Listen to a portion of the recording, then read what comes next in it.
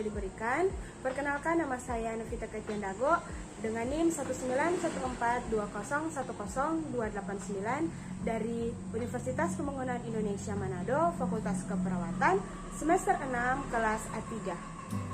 Kita masuk dalam definisi keluarga. Menurut WHO tahun 1969, dalam Andar Moyo tahun 2012, keluarga adalah kumpulan rumah tangga yang saling berhubungan melalui pertalian darah, adopsi, atau perkawinan. Fungsi keluarga. Keberadaan keluarga bertujuan memenuhi fungsi keluarga. Sudut pandang keluarga mempengaruhi fungsi keluarga itu sendiri. Menurut Friedman, fungsi keluarga sering digunakan dalam sudut kesehatan, yaitu menurut WHO tahun 1978, fungsi keluarga yaitu 1. Fungsi biologis, 2. Fungsi ekonomi, 3. Fungsi psikologis, 4. Fungsi edukasi, dan terakhir fungsi sosiokultur. Saat ini kita masuk dalam hipertensi. Menurut WHO, hipertensi adalah suatu kondisi di mana pembuluh darah memiliki tekanan darah tinggi dengan tekanan sistolik 140 mmHg dan diastolik lebih dari 90. Kita masuk dalam asuhan keperawatan keluarga Bapak F dengan lansia Nyonya J.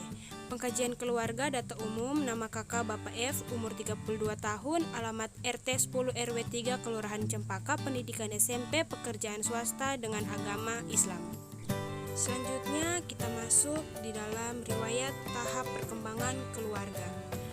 Riwayat keluarga inti Bapak F mengatakan ia tidak memiliki penyakit berat sampai dibawa ke RS. Hanya pada Nyonya J dan Nyonya N dibawa ke dokter dan sembuh. Menurut Nyonya N, selama ini anaknya sehat dan juga tidak pernah dirawat di rumah sakit. Riwayat kesehatan keluarga. A. Lansia Nyonya J mengatakan bahwa dirinya menderita tekanan darah tinggi kurang lebih 3 tahun lalu. Sudah berobat ke puskesmas, tetapi selanjutnya hanya bila terasa pusing, beliau hanya dibuat untuk tidur. Kadang-kadang beliau memeriksakan kepada mantri kesehatan.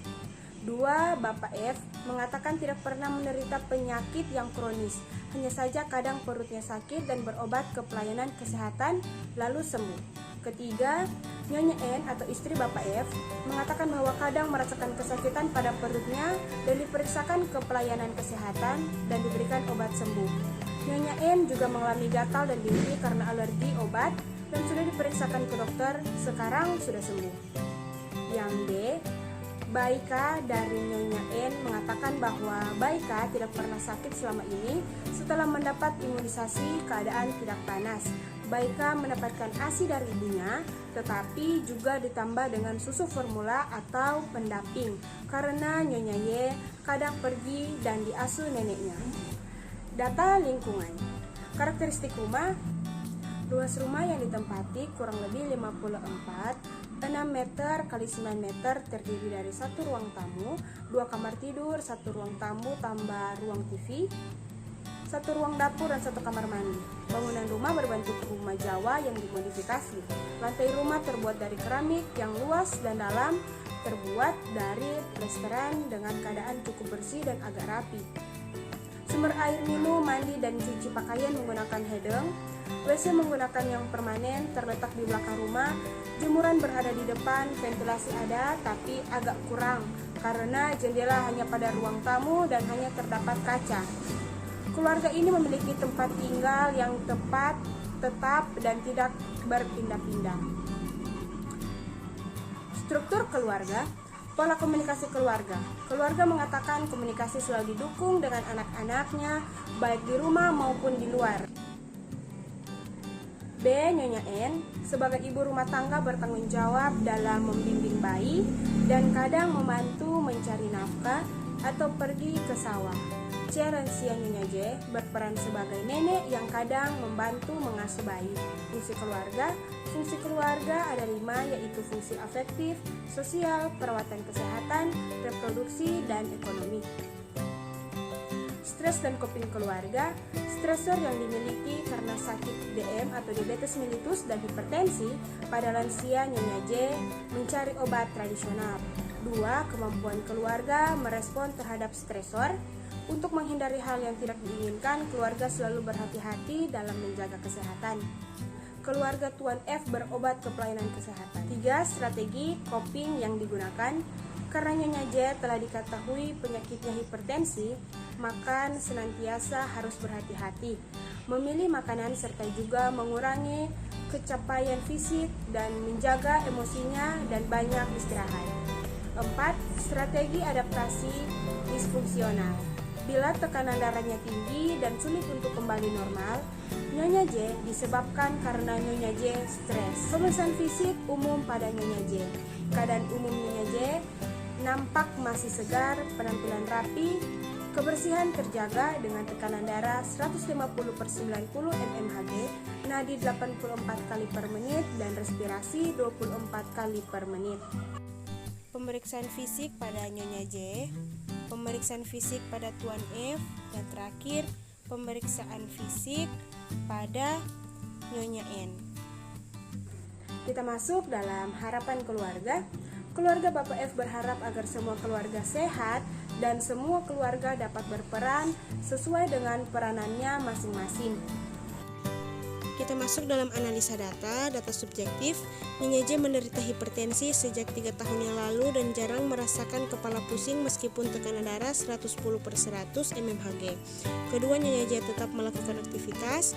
Ketiga, Nyonya J jarang memeriksakan tekanan darah tingginya. Jika tekanan darahnya naik, itu merupakan hal yang biasa. Selanjutnya, Nyonya J mengatakan makan makanan yang seharusnya tidak boleh dimakan. Data objektif, pemeriksaan fisik umum, keadaan umum Nyonya J tampak segar tetapi kadang tampak takut, penampilan rapi dengan tanda-tanda vital, tekanan darah 150/90, nadi 84 kali per menit dengan respirasi 24 kali per menit. Masalah kesehatan yang diambil yaitu hipertensi. Masalah keperawatan, kurang pengetahuan lansia Nyonya J keluarga Bapak F tentang kondisi dan rencana pengobatan.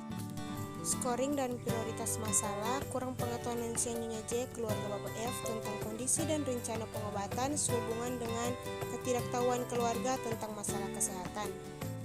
Rencana keperawatan keluarga. 1. Diagnosa kurang pengetahuan lansia Nyonya J keluarga Bapak F tentang kondisi dan rencana pengobatan sehubungan dengan ketidaktahuan keluarga tentang masalah kesehatan.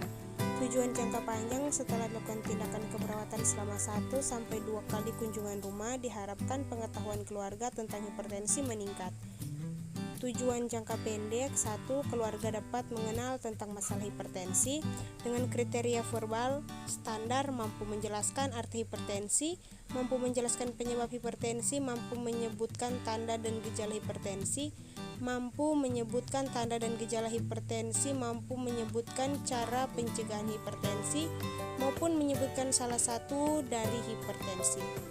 Dengan intervensi, gali pengetahuan keluarga mengenai hipertensi, pengertian hipertensi, penyebab hipertensi, serta tanda dan gejala hipertensi, pencegahan hipertensi, komplikasi, diskusikan tanda dan gejala hipertensi, serta faktor yang memperburuk hipertensi, bimbing keluarga untuk mengulangi apa yang telah diajarkan.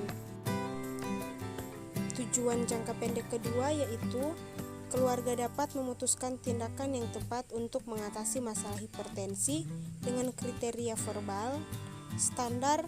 Keluarga mampu memutuskan tindakan yang tepat untuk mengatasi masalah hipertensi dengan membawa ke rumah sakit atau puskesmas. Dengan intervensi, jelaskan akibat lanjut dari penyakit hipertensi dan bimbing keluarga. Kita masuk dalam implementasi dan evaluasi. Dengan diagnosa kurang pengetahuan lansia Nyonya J keluarga Bapak F tentang kondisi dan rencana pengobatan sehubungan dengan ketidaktahuan keluarga tentang masalah kesehatan. Tujuan khusus, keluarga dapat mengenal tentang masalah hipertensi. Implementasi, menjelaskan kepada keluarga faktor-faktor yang menyebabkan tekanan darah tinggi, menjelaskan kepada keluarga tanda dan gejala dari hipertensi, dan menjelaskan kepada keluarga cara mencegah tekanan darah tinggi yaitu dengan mengurangi garam dan olahraga teratur. Evaluasi, klien mengatakan hipertensi disebabkan karena makanan, klien mengatakan tanda apabila kepala pusing, klien mengatakan agar tekanan darah tidak naik, klien mengurangi makan garam.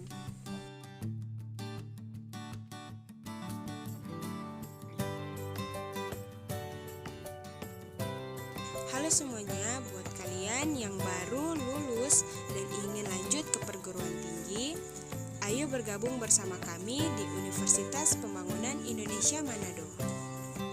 Di Universitas Pembangunan Indonesia Manado terdiri 6 fakultas, yaitu Fakultas Pertanian, Fakultas Hukum, Fakultas Teknik Elektro, Fakultas Fisip, Fakultas Sastra Inggris, serta Fakultas Keperawatan. Tunggu apa lagi? Ayo bergabung bersama kami Universitas Pembangunan Indonesia.